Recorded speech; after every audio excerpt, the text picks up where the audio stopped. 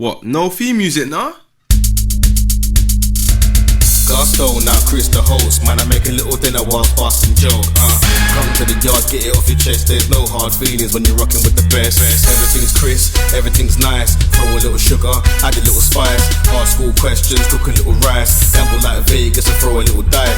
Raise your glasses, make a toast. Drop by Chris for a Sunday roast. Or 8 days of his mixology. Get twisted and not off the Hennessy. Now your belly's full, play a game of ball. Gusto, he's coming from the old school. No if buts, maybes, whys. No silly questions, I tell no lies. Everything Chris. Everything Chris. Everything Chris. Everything Chris. Everything Chris. Everything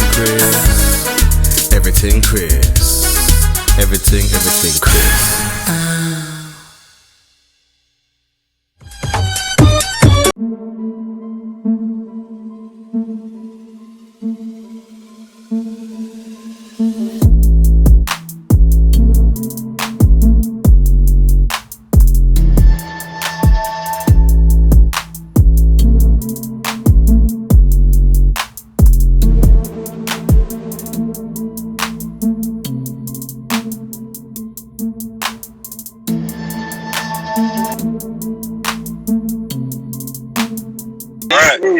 I'm good, brother. I'm good.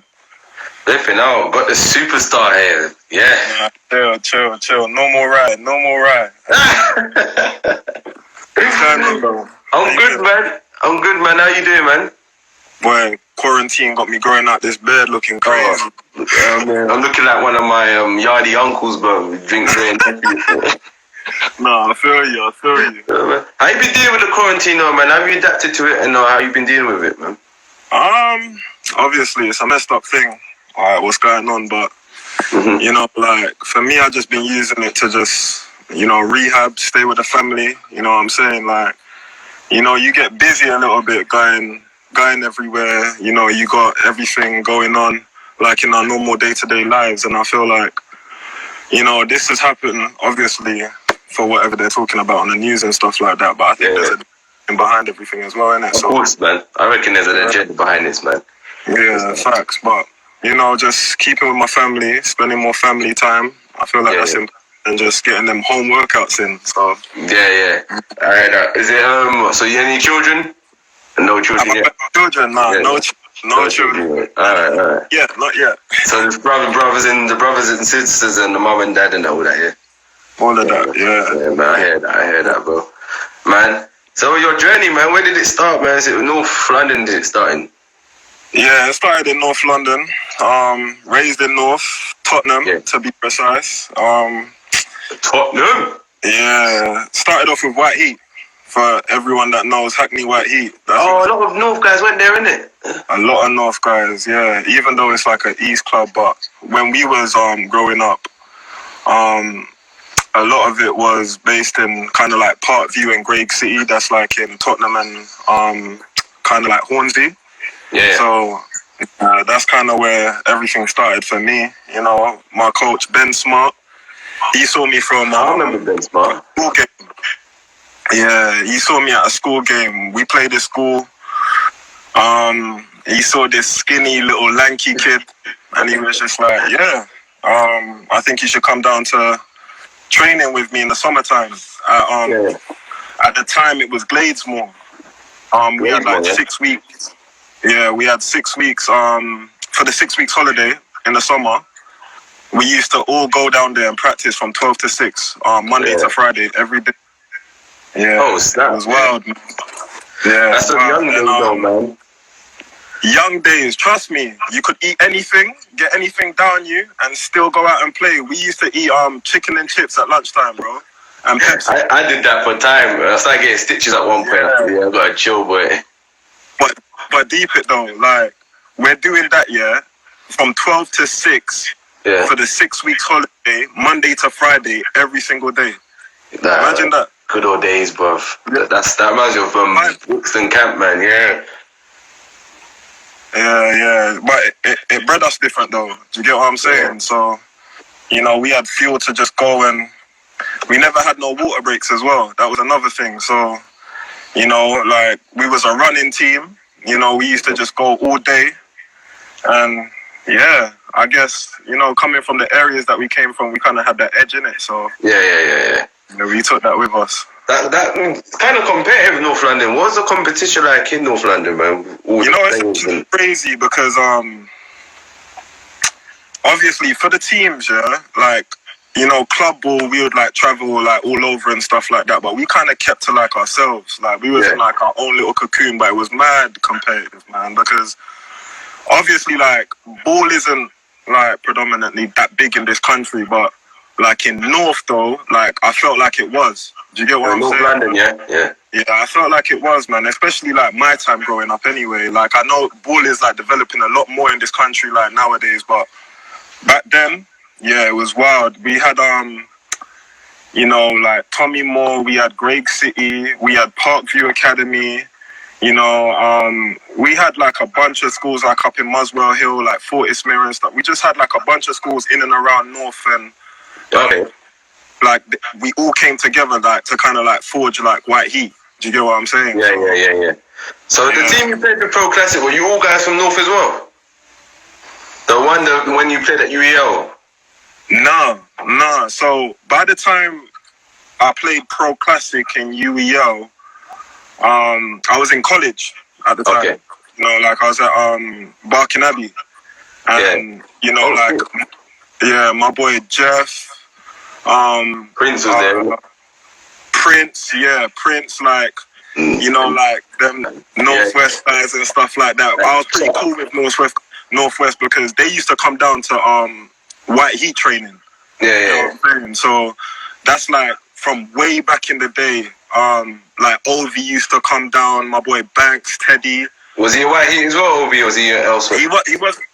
Nah, he wasn't white heat. He was Barnet Bulldogs. But like that's how like I knew like all them Northwest guys because they used to come down and like play with us. So that's how all of that like got created. But yeah. Oh, that's dope, man. I remember that Pro Classic as well because that was like that was a year I realized shit. This motherfucker can play, boy. Fuck, oh man. I remember it was a game to get you to the finals. Yeah. And you was going at Perry, and then Perry was coming back, and then you went at it again, and it was good, man. I was like, damn, I didn't even know this kid. That's just shit. Like, damn. Yeah, I kind of came out of nowhere, innit? Yeah, it was just like, fuck, you know, he can play. Like, obviously, we knew you could play, but when it was like that moment where it's like, right, someone's got to take over this game, and then that's exactly what happened, man. Like, yeah, do you know what? I think What happened? I think at that time when I went to Pro Classic, I'd already gone to. I think I'd already gone to America. I believe. I think I went to prep school and stuff like that, and I came back.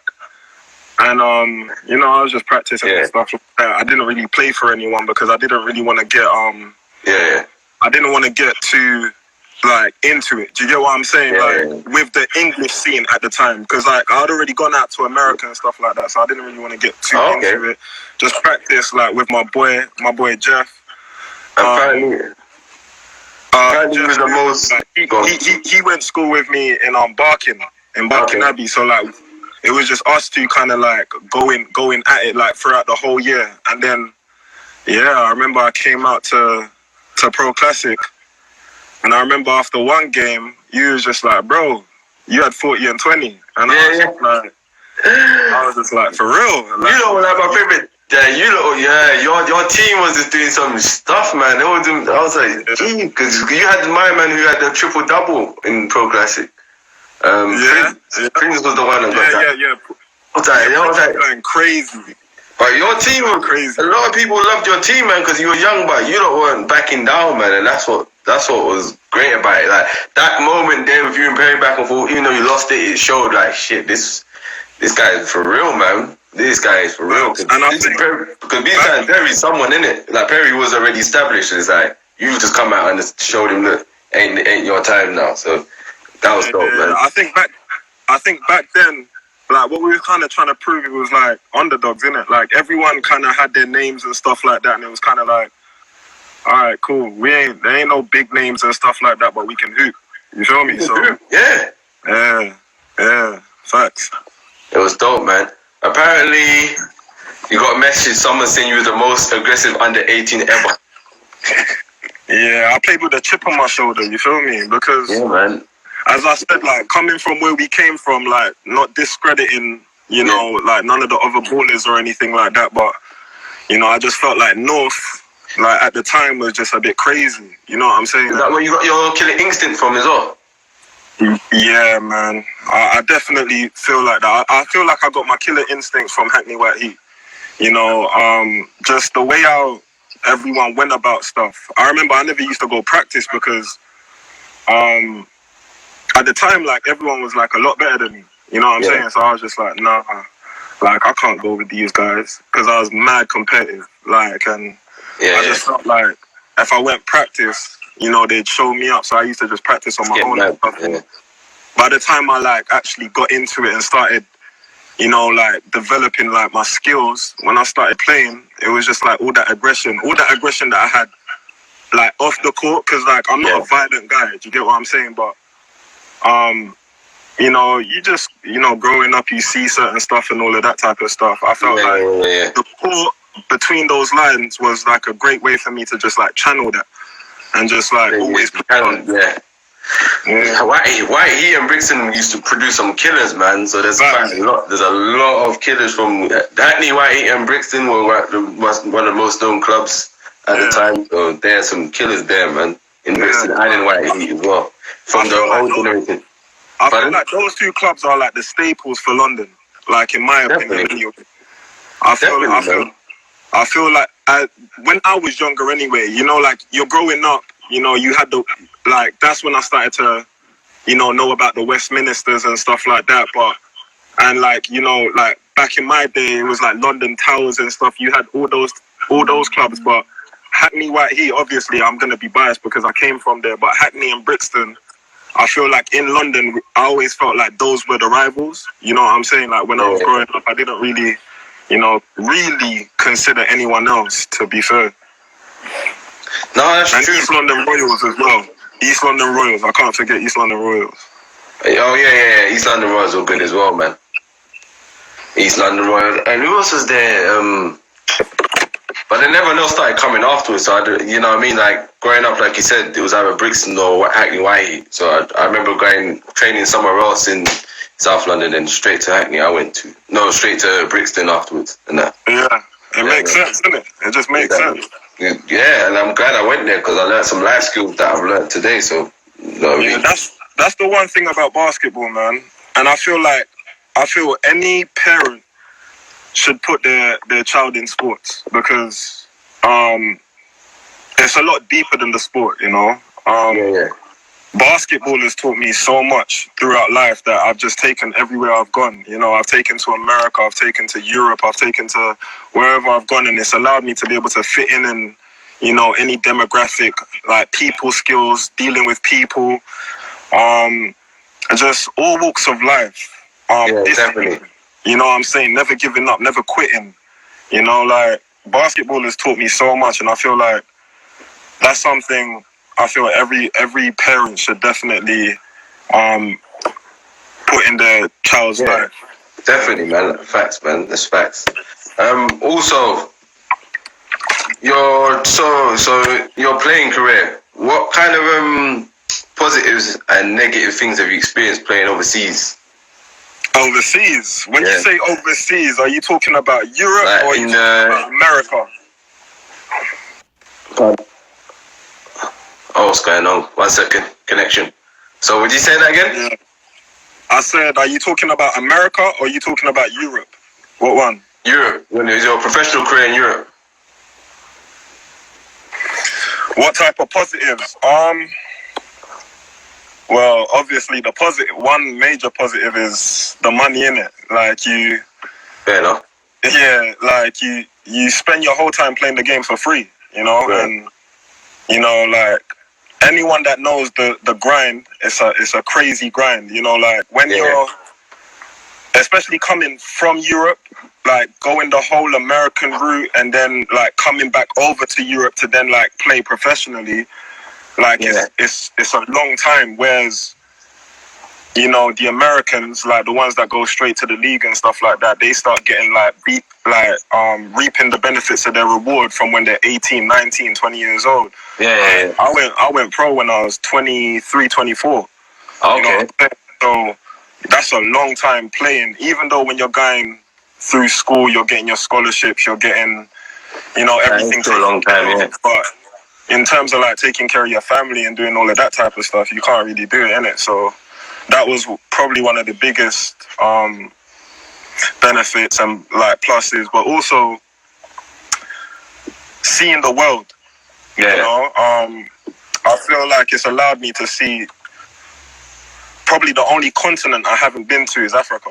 So, you know, that's a blessing, and it's all through basketball. So that's a major blessing, and like getting to see different cultures. Is that the reason you chose to not play in BBL? Or was that? Or was there other reasons for why that? To be honest, BBL at the time, it didn't make much sense for me, because when you consider the money, like what I was able to get everywhere else, you know, like it just didn't really like match up at the time. You know, I always said like I wanted to play like in front of my family and friends, but for the time, like I wanted to, but if you're getting paid a certain amount everywhere else, and then it's like, I've been in contact and like talked with teams, but at the time they just wasn't ready. They didn't have the funds and stuff like that. So it made it difficult and hard to like want to come back. So that's pretty much why. And also at the time when I was coming out, the professionalism, it wasn't really there yet. So yeah. Oh, that's dope, man. And what is your thoughts on the BBL, man? Like, do you know what? I feel like it's come a long way, man. I feel like the BBL is getting a lot better. Yeah. Obviously my guy, you know, like playing for London, Ovi, like he's definitely like done wonders for the game and stuff like that. But just in general, I've seen the growth over the years. You know, the arenas have gotten a lot bigger. The arenas have gotten a lot bigger. I'm looking at just the structure, the way how everything has been done. Like it's definitely developed over the years. So where it stands right now, I'm liking the BBL. I'm liking where everything's at. So hopefully, that's all right, man. Continues to improve. Yeah. And if it made sense to you, would you ever play in the BBL again, or is it just a case of your most definitely? As I said, I've always wanted to, innit? Do you get what I'm saying? Like it's not something like I've like frowned upon or anything like that. But like at the time, it was very difficult for me because just financially it just didn't make sense. But you know, like I know there's a couple clubs in the BBL that, you know, they run things properly. When I was in Denmark, I played against Leicester. And like I got to come over and play against Leicester when I was with Bucking Bears, and like that was dope. You know, like the way out their arena was set up, the way how they handled things, all of that was like A1. So you know, as I said, if it makes sense and it's right, I'd love to come back. Definitely, man. I agree with that. And playing overseas, how has that like affected you on your personal life? Man, it's tough. It's tough because what people don't understand is they see you as entertainment. You know, they see you as like, oh, you know, like you're living this great life. You know, like you get to do what you love. You're doing you're living out your dreams and all of that good stuff. But what they don't see is you know, you see your family for maybe a month out of the year. You know, like you might see your family for, like, if you're lucky, you get to see your family for 2 months out of the year. You know, and I've been doing that since I was 18 years old. You know, so you become a little bit out of touch. You know, you like, I've had to miss my brother's wedding. You know, I've had to miss, you know, my sister's, my niece's weddings. You know, I've missed everyone's birthdays. I've missed like everything, Christmases, everything. Like you miss absolutely everything. Yeah. So even Christmas, you're even staying over here in Christmas is what you're staying overseas. Yeah, man. And if you do get to come over, it's not gonna be like on Christmas Day or anything like that. You get to come over for maybe like 2-3 days, like maybe like Boxing Day. Serious, man. To like the 28th, and then like you got to leave back again. So it's proper tough, man. It's proper tough, bro. It's proper tough. That's the thing that people don't see. They don't see the sacrifices in it, but it's worth it at the end of the day because you get to provide for everyone else around you, innit? But yeah, that's good, man. Yeah. So where's the best experience you had overseas? You played in Denmark, Slovakia. You're trying to draw me out right now. Yeah. Oh, you know what I mean? Just ones that you enjoyed the most, that you reckon? Ones that I enjoyed the most. Okay. They could have all been good. Probably have preferred one more than the other, innit? Yeah. Do you know what? Denmark was dope. I have to say, but I really like Slovakia. I really like Italy. Yeah, I feel like I've had great times in like everywhere, like all the places that I've been to. But you know, the championship has to stand out like amongst everywhere else in it because I won a championship in Denmark, and you know, some people I remember that.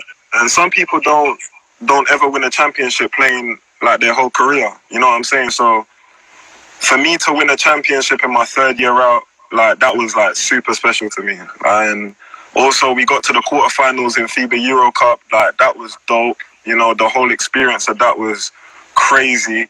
I think in terms of personal development though, the 2 places where really taught me loads were my first year in France. That was crazy, bro, because when you're coming out of college, I've just graduated, you know, I thought I was going to go to the league. I done the whole draft thing and, you know, I went undrafted and then I went to play for Sassari.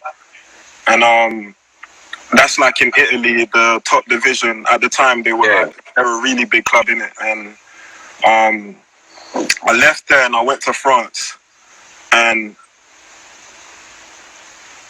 no one teaches you how to be a pro. You know what I'm saying? Like, yeah, I know what you mean. It's very different. It's very different, like waking up and going to practice and, you know, playing for your college team and stuff like that. But then when you play as a pro, bro, like you got to maintain your body. You got to take care of your body. Like it's not just eating anything you want anymore. It's not just, you know, doing whatever you want, going out late and then coming back. Like, bro, like if you do that, you're an animal and you're not going to last long. No, you know what I'm saying? You've seen a lot of people. I've seen a lot of people like that, man. They just go out partying and raving. Yeah, you know what I mean? And it's a fast crash, bro. It's a fast crash. But I think my first year I did that a lot. You know what I'm saying? I'd go out all the time. I was like, just you're free. Do you get what I'm saying? You can do whatever you want. You're a professional, like, but you can do it. And then after I learned, like, all right, cool, like, you know, I got to start to take care of my body. I got to start to stretch all the time. I got to put the extra work in. That summer, you know, I really realized, all right, cool. Like, I worked my whole life for this. I want this, so this is what I got to do. And Slovakia is where I kind of got the keys given to me, like, for an organization to say, all right, cool, it's all on you. You got to take us to the playoffs. You got to win, you know. And my coach at the time, he was a first-time head coach. Okay. You know, for a club. So, you know, like, he had faith in me, and he was his name was Ryan Panone. Right now, he's the head coach of the New Orleans Pelicans G League team. Oh, right. That's good. Yeah. And he was like to me, yo, like, I'm depending on you, bro. Like, you know, it's to win. So, how was that? I came through, man. Like, it was a great season for me. You know, in terms of like professional career, second season, I put up like statistically, I was high. Like, I beat every statistical category from like every season, like from all the seasons that I played before. So it was like, all right, cool. Like he gave me the opportunity and I took it. That's it, man. That's the way, man. Glad to hear that, man. Yeah. So I feel like where I learnt the most was probably Slovakia and France. You know, because I took that hard lesson in France and then I had to work my way back up in Slovakia and from there. But in terms of the best. That's the best way you're gonna learn, though, isn't it, man? You've got to fall over to learn on it. So yeah, facts. Some people don't ever learn, though. You know what I'm saying? That's true. So with that, so I was gonna ask then. So with the Slovakia and Europe experiences, what did you experience different in terms of how they market basketball to over there to the UK? So like, what differences did you see that you think, right, the UK could do a lot more? Well, you see, the thing is, I've been in those experiences. I've just heard about the UK. You know what I'm saying? But, you know, like, little stuff like you can't get in the gym to work out, like, whenever you want, every day. You know, like, we've got massage therapists every single day. You know what I'm saying? Like, you can get massage therapists, like, chiropractors, like, anything you could possibly think of is there for you. You know what I'm saying? Like, and if I wanted to like wake up and go in whenever I want, you know what I'm saying? Everything is like taken care of there and then. Like, yeah, bro. Like, it's just it's prompt. Everything is prompt. You don't ever have to worry about anything as a player. All you have to worry about is playing ball. Like, literally, like. That's dope, man. Yeah, and you know, I've heard things about the UK scene. It's just like, oh, you can't get in the gym. You know, you might have 1 hour and a half, like, or maybe a 2 hour slot to practice, but after that, can you get in? Can you not? Like, you know what I'm saying? Like, you have all those things that you have to deal with, and it's just like, as a player, if you're serious about your craft, you don't even want to have to think about that type of stuff. Yeah, you should just be able to access that like any other professional. Exactly. It's professional, so it's not like university where you have to time slot and all that. You know what I mean? It's just, yeah. I get that, man. So saying that is like, I think with my experience from seeing what I've seen in the UK, I don't think they focus much more on players as much. No, the teams over here, I feel they just care about. Some of them care about just the money in their pockets, but there are some teams out there that are genuinely care about players. But I just think on the whole, the BBL could do a lot more with marketing players better.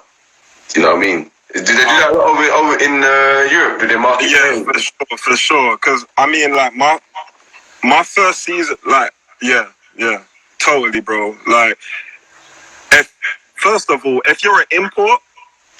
If you're an import means, you know, if you're a foreign player coming in to play, like, for a team, instantly, you know, the eyes are on you. You know, like, all the media, like, is on you. Anything you do is highlighted. It goes, like, to the papers. It's, like, on the website straight away.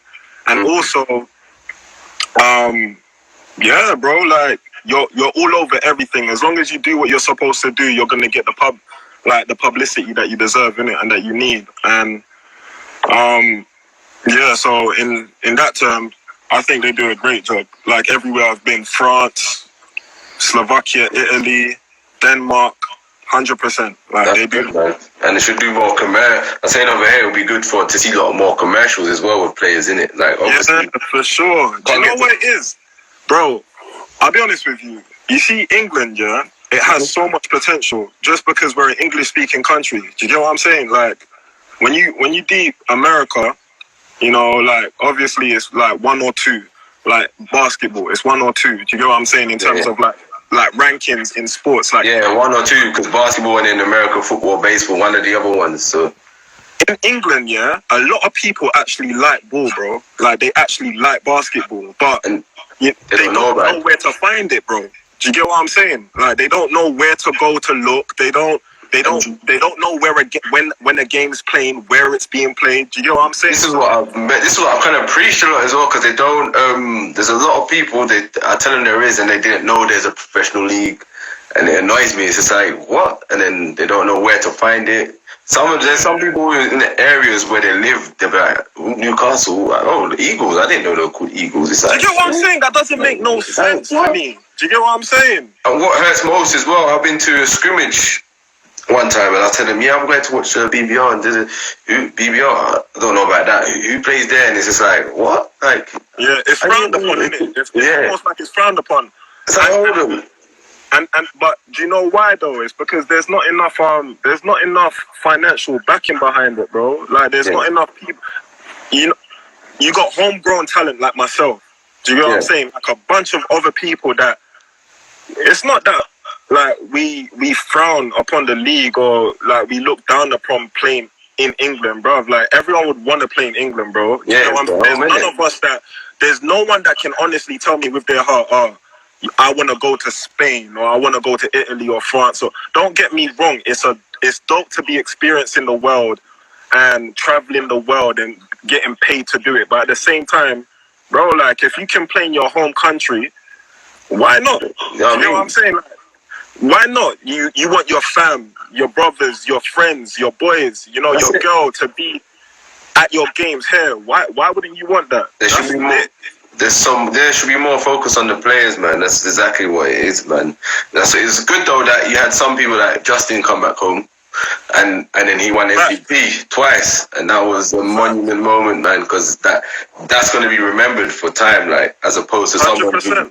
Someone who scores, like me and Ishmael were talking about it, someone who scores 20 points a game on a losing season, 3 seasons in a row. No one can remember that. You know what I mean? The fact that it's Justin, he's English and he's down to earth. He's almost like a hero, bro. He's almost like a hero. That's what I'm saying. And that right there should have been publicized. Like, bang, got a hero here. But yeah, 100%. And it does. I think it does. Even when Matthew, when they won that cup, that should have been. Yeah. When they came back and they did their thing, I'm sure like they had people like, wait, hold on. Is there room? Like, can people really come back and like play in England and like it be worth it? But it's sad that that situation ended the way how it did, because I'm sure a lot of people was feeling like, there might be hope. There might be an opportunity brewing, like for me one day or something like that. But yeah, man. It was, again, I think with again, I'm mentioning him again because he had some great points. Ishmael mentioned again. I think with that London Royals thing, he felt like they threw money at a problem that wasn't, like, instead of trying to, trust me, I think they threw money at the problem, if you know what I mean. Instead of getting to the grassroots and thinking of long term, it's just like, let's put some money in and this will help the BBR. Money's not going to help. Money's not the issue, man. It's more about how we portray it, how we market it, how we push it, what we're gonna do in the future. Because the money. When you say you feel like they threw money at a problem, what do you mean? I think like instead of fixing what the issue was, like fixing the grassroots, they just thought, let's cover it up with some money. If you know what I mean? Like with the BBR. I mean, the thing is, like everything has to get covered all at once, though. Do you know what I'm saying? Like it because. Hear what I'm saying? Where like I hear you with the grassroots, and I feel like it definitely does have to start there. Yeah. But at the same time, the game's about entertainment, innit? Do you get what I'm saying? 100%. Entertained, and the better players that you get, the more entertaining the league's gonna be. In order to get those entertaining players, you're gonna need to be able to pay them. Do you get what I'm saying? True. Because That's if you true. don't pay them, then somewhere else is gonna pay them, and they're gonna go where they're gonna go pay. You know what I'm saying? Because you can't tell someone, bro, come back for the love, or come back to... No, it's true though, bro. It's a business. I know what you're saying. I know what you're saying. It's like the sincere talk, come back for the love, bro. Yeah, come back for the love. Come back to help out. Come back to help out the community, bro. Like, come back to help out. I know you seem like a down-to-earth brother. Yeah. But that same down-to-earth brother, he's got a family that he needs to feed, so... Yeah. You know what I'm saying?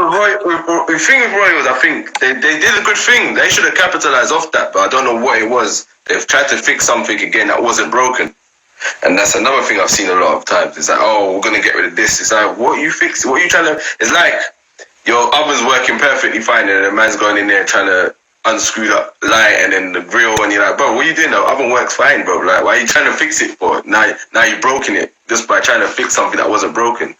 And that's that's an issue that happens. It's like, what? It's like, what are you doing? The levels for the kids to aspire to become, and like if you got guys out there playing for free, they're not gonna really want to aspire to that, because you have to remember, alright, it's just like the rap game, it's just like, you know, the football players and stuff. Why do you think, apart from you got every kid out here is on the green playing football? Why? Because you know that by the time you get 16, 18, if it pays off, it's gonna pay off. You know what I'm saying? Now, what, you feel like dudes love playing ball, bro? Do you know how many of my friends that are cold like that I grew up with, and they were nice ballers, bro? You know what I'm saying? They were nice ballers, bro. Like, I'm talking, I can hand on my heart, say some of my friends were way better than me, fam. Do you get what I'm saying? Like, and they never got the opportunity, maybe because they stopped, because they didn't see a light at the end of the tunnel. And guys before them, they're looking and they're just like, well, you're playing here and you're not really getting paid, bro. I got guys that are on my block that are making more money than you're making. So, and that's what I'm saying, like, where we come from. Do you get what I'm saying? I get that. Where we come from, we play with a chip on our shoulder because of everything that surrounds us.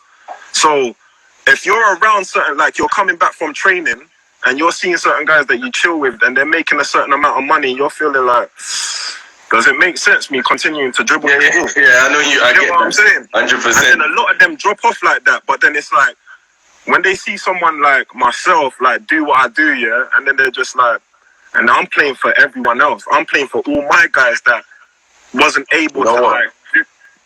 And England should be marketing that.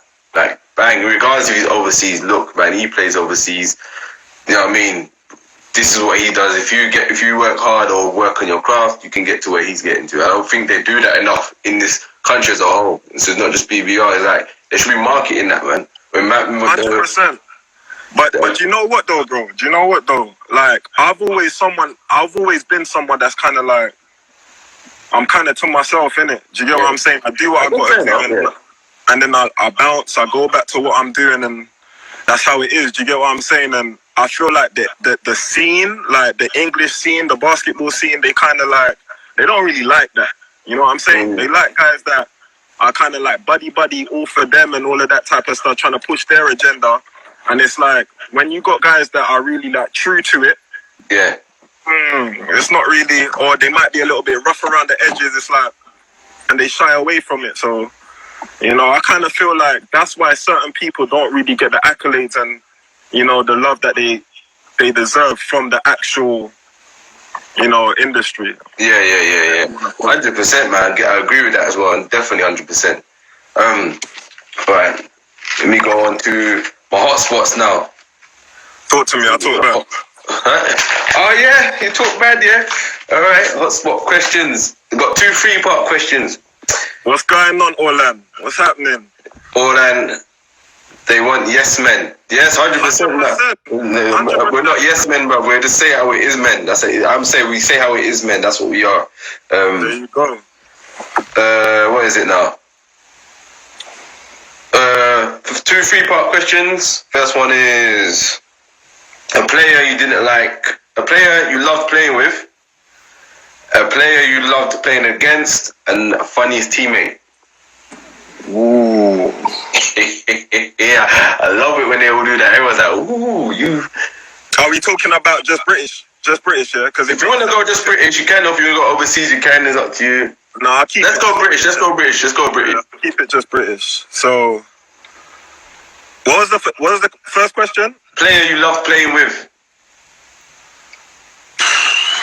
Bro, I got bare, fam. I got bare. And the thing is, like, oh, man. A player I love playing with. Could be. I got a couple. Yeah, go on. One player I love playing with was my guy Iliandro Inacio. All right. Big Illy. I like playing with Illy because, bro, he had the post moves upon post moves, and like, obviously at the time we were both kind of big guys. I played a little bit more on the perimeter, yeah. But to see him like not really have like vertical, do you get what I'm saying? He never really had no bounce. Yeah, like the most bounce he had was like slapping the backboard. Yeah. But like he had guys that had like the most incredible bounce, like doing bare jumping jacks because he had mad up and unders. He had the footwork. Damn. And he was slept on as well. Do you get what I'm saying? So like to see him like, you know, really come out and prove everyone wrong all the time, and I was like right there all the time. You know what I'm saying? They're saying his footwork was crazy. Flintstone's footwork. Bro, his footwork was unbelievable, bro. Another guy, yeah.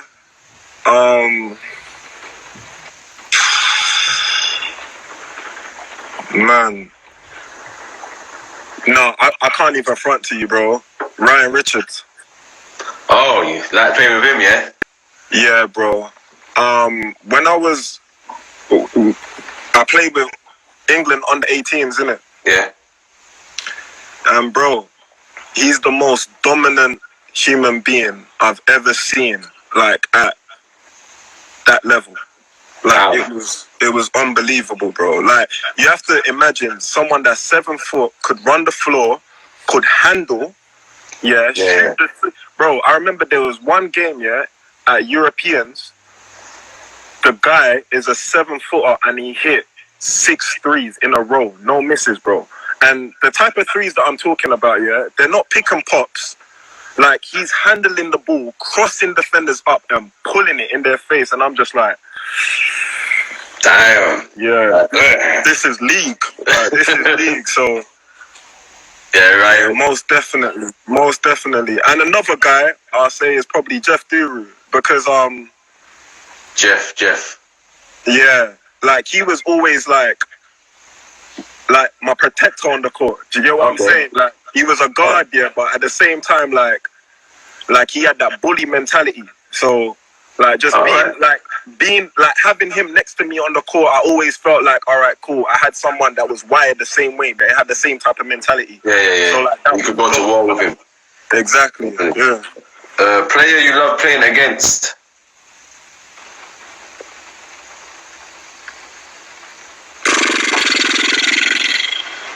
In England? Yeah, we'll keep it UK. We'll keep it UK.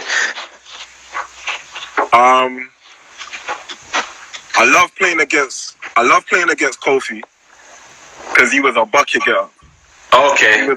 He was a bucket getter in the realest way. When I played in the like in the Pro Classics, the Midnight Madness and stuff like that, I love playing against like Matthew and all of them guys, because at the same time, and Orland, I love playing against Orland. Do you know why? Like Orland has like a special place when it comes to that type of stuff, because I remember when I was 16, there was Midnight Madness, and it was in Wembley. Okay. And basically, we had to play 5-on-5 for the last spot. Yeah, for the men's though. This was for the men's. Okay. I'm 16 at the time. It's for the men's. So everyone had already qualified, and it was the last spot, and we had to go back and forth. Me and Orland, we had to go back and forth, innit? And so I had won the game, and they were trying to like get Orland to like go through, innit? Do you get what I'm saying? And like, obviously I'm younger. I'm a lot younger than them, man. So them men are kind of just like, nah, the young one can't go through. Like, we need our boy to kind of like make it, innit? Yeah. But then like Namo and Jackson and all of them, like they were kind of just like, he won though. Do you get what I'm saying?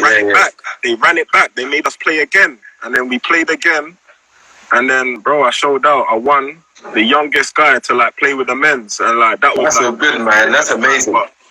But playing against him, like he got my respect in it. Do you get what I'm saying? But I won though.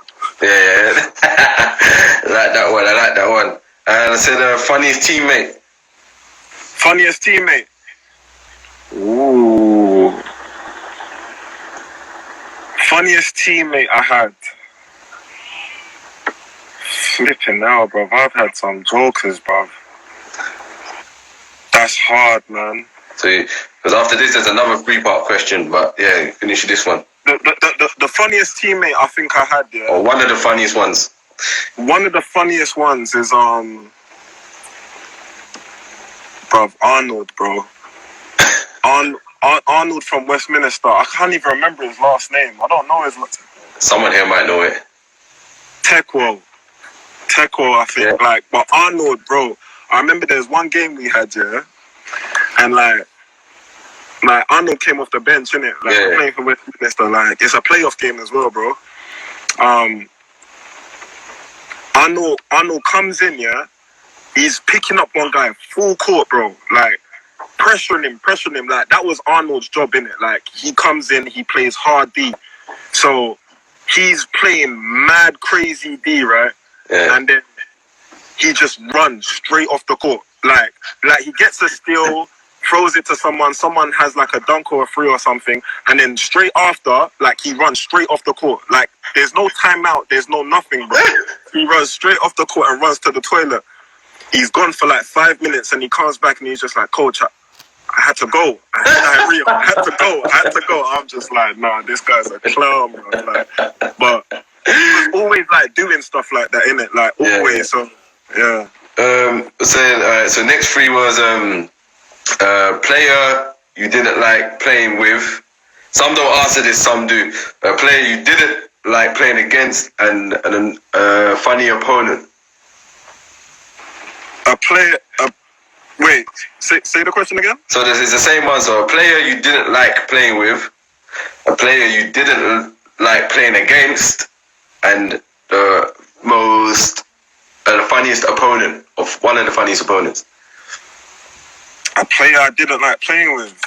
I don't think I had any player in England I didn't like playing with, because, yeah, like, I guess, what reason would you have to not like playing with someone? Like, they might be a jack.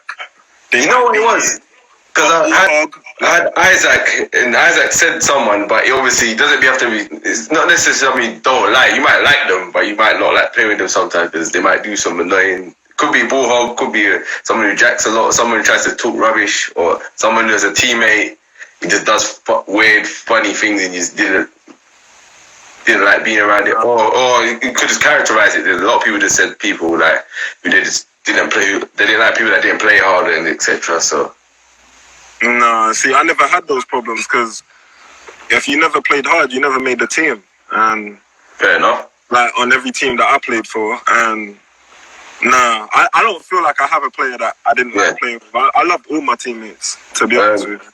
And a player you didn't like playing against, though. So there probably is one player you might have thought, damn, it could even be your boy sometimes. What's his name? Because he had Miles on here. He said he didn't like playing against Ovi. He said he's too damn strong. He doesn't do his own good, he said. Do you know what? No one might not know this name, innit? But I gotta keep it for myself. No one might not know this name. But when I was growing up here, we used to play against Southampton. Yeah. And there was this boy called James Blanford. Oh, right. Okay. Bro, I don't know where James is right now.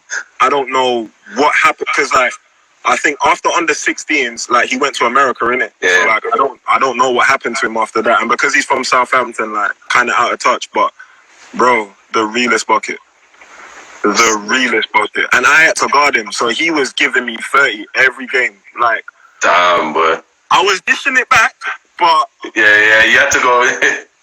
He was serious though.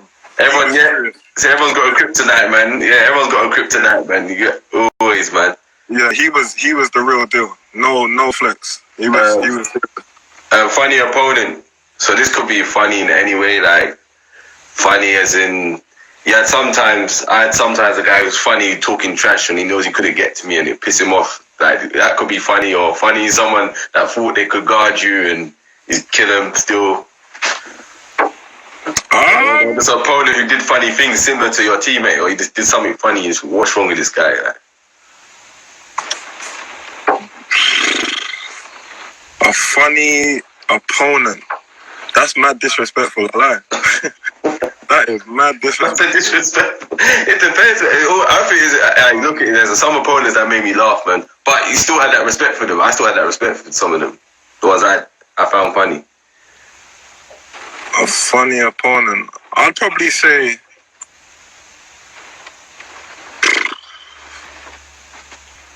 maybe Kenroy Woods. The name sounds and not on the disrespectful thing, yeah. Yeah. Not on the disrespectful thing, but like I always laughed at the fact how when we was younger, yeah, probably like under 16, under 15, he made it look so easy. Yeah. You know what I'm saying? Like he was just like he was mad disrespectful in the way that he went about business. Like he would dismantle everyone to the point it's funny, innit? Do you get what I'm saying? Like so yeah, he's probably and going up against him, like we'd always like have bants and stuff like that. Yeah. I'd probably say Kenroy, yeah. Oh man, that's dope, man. That's dope, bro. Yeah, man. Bro, as usual, it's been nice chatting, man. And that, bro. Thank you for your time. And that. Yo, anyone who's tuned in now, and you got any questions for myself and Ryan? And Ryan, do you have any questions yourself, bro? For me? No, I'm Gucci, man. I'm Gucci, but if anyone's got any questions, shoot them. No, I mean, just before we head out. And also, Adam, what's your Instagram? Ryan_Martin. Martin. Martin, yeah. Yeah. And I myself, Everyting Chris_2020. No questions, yeah? No questions? No questions. Alright, so everyone's got comments, boy. Yeah, but 5 players that made you love the game. Damn, that's tough. 5 players that made me love the game. I got my 5. Do you know what? That's a sick question. That's a sick question. Do you know what? Refix. I think I got 5. I got 5. Other than my brother Marcus, who made me love the game. The other 5 where I really loved the game was Michael Jordan, MJ, obviously Kobe. Because at 17, that was amazing to see someone at that age get to the league and have that mad confidence. I'd never seen that in my life. Yeah. Like Kobe, Shaquille O'Neal, just because how he was funny, man. Like he just had that love for the game, and then he was dominant when he wanted to be. So, Shaq. I don't have 5. I have 3, but I'll say it after you, innit? Reggie Miller was another one. Because I used to shoot a lot, so I kind of like try to emulate his game a lot. And Reggie Miller and Rasheed Wallace. That's the first time I ever seen someone who he could play inside and outside. I was like, what? I said, yo, he's bad, man. That was it. Kofi's got jokes. Don't worry, I'm gonna get at you, Kofi.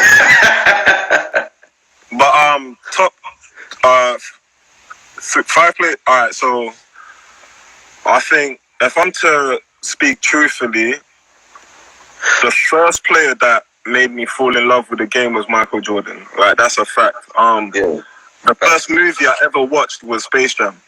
Okay. Yeah, that's the first movie I ever went to the cinemas to watch. So like from there, like I was a Michael Jordan fan. And then Iverson, bro.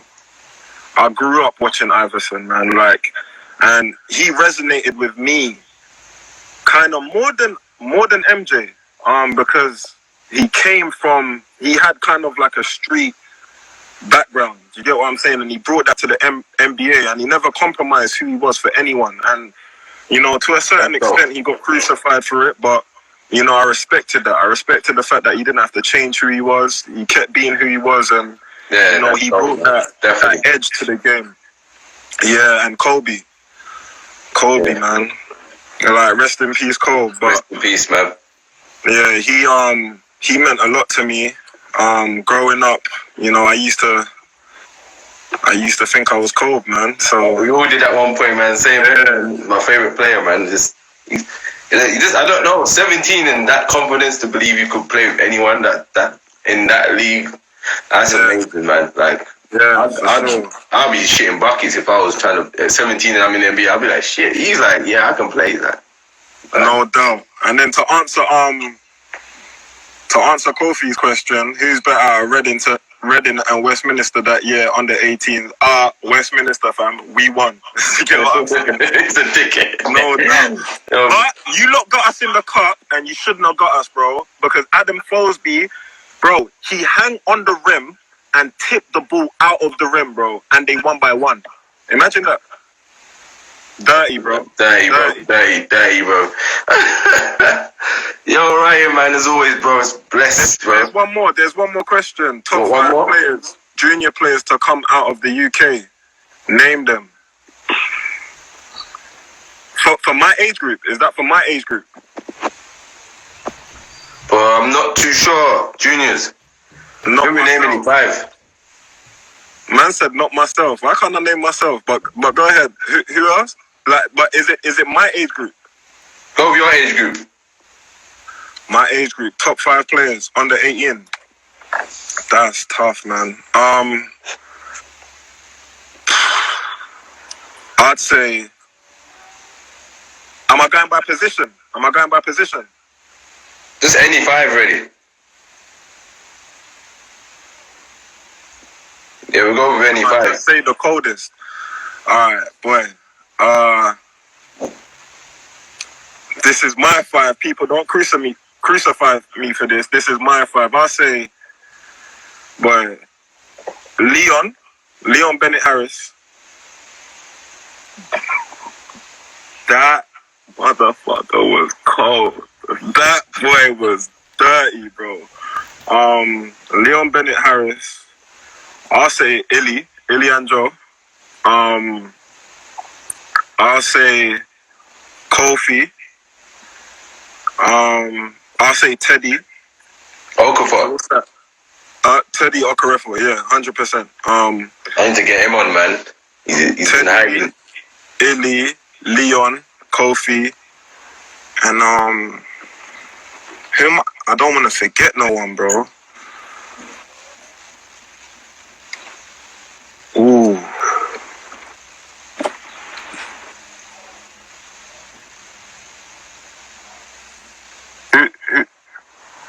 Nah, but Devon's a year younger than me, though. I can't say Devon, but bro, if everyone knows Devon's a legend to come out of England, like he's probably the hardest guard, but yeah, he's not my age. Who's the 5th? I don't wanna leave no one out. Shit.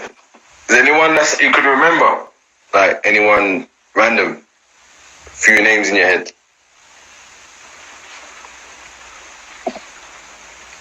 Said Gabe. I feel like he started to develop after that. Do you get what I'm saying? I don't feel at that time he was like the Gabe everyone knows now. Do you get what I'm saying? He was always athletic and stuff like that. But in terms of just like having, like a nice touch around the rim, having a jump shot, like a mid-15 range, a 15-footer, he didn't really have that at the time. He was just super athletic. If I'm going to put someone in my 5, they kind of have Helio. Oh, I remember Helio. Yeah, he was nice. Helio was nice. Yeah. Helio was nice. I remember him. That kid was nice. Yeah. I'm speaking about Helio. Yeah. 100%. Yeah, he was nice, bro. I'm not going to dispute that. Don't know where he is now, but he was nice. Yeah, facts. I remember. 5. Yeah, man. All right, brother. I'm going to have to get on to the next guest. No doubt. Appreciate you for having me, man. No worries, man. Got the show. When we're doing the show, bro, we'll get you on the show as well. Obviously, your time's limited, so whenever you get the time, we'll just fit you in quick. And then... Yeah, sure. Yeah, man. All right, and everyone else that tuned in, thank you, guys. Thank you, lot, man. Appreciate you. In a bit. Safe, man.